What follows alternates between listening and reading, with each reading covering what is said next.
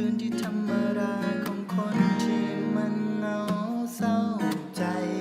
ทั้งคืนเขาบ่มีใครอยู่ข้างกายขอวอนฟ้าช่วยส่งหักมาขอคนธรรมดาที่มีหนึ่งใจหักเดียวเท่านั้นอยากจะขอมาต่อเติมเต็มความฝันเพียงคืนนี้ยังต้องโสดและหัวใจก็ยังว่างอยู่เพียงอยากให้เจ้าได้หัวคอยคนนี้ยังคงต้องการคนข้างกายอยู่เบื่อแล้วที่นั่งเป็นคู่กับความเหงา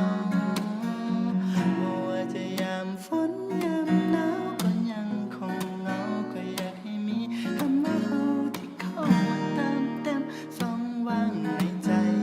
อยากขอเพียงอุ่นไอมาเติมใจเท่านั้นอยากให้ฟ้าช่วยส่งเจ้าของหัวใจส่งมาให้คนที่มันเหงาเบื่อความเศร้ามันจะหายไปในคืนที่ดาวเต็มฟ้าโบจะยามฝนยามหนาวหรือยามร้อนหัวใจยังคงอลอนว่างยังบ่มีไผหน้าตาก็เลิกดีแสนดีทมไปก็ยังมีคนมาเข้าใจมาห่วงใยในความฮักชีวิตที่แสนเศร้าความเหงาอยู่ในใจอยากเอามันออกไปแล้วให้เจ้าได้เข้ามาแล้วลองคบมาสบตาเป็นแฟนกันสาแล้วเจ้าสิติดใจ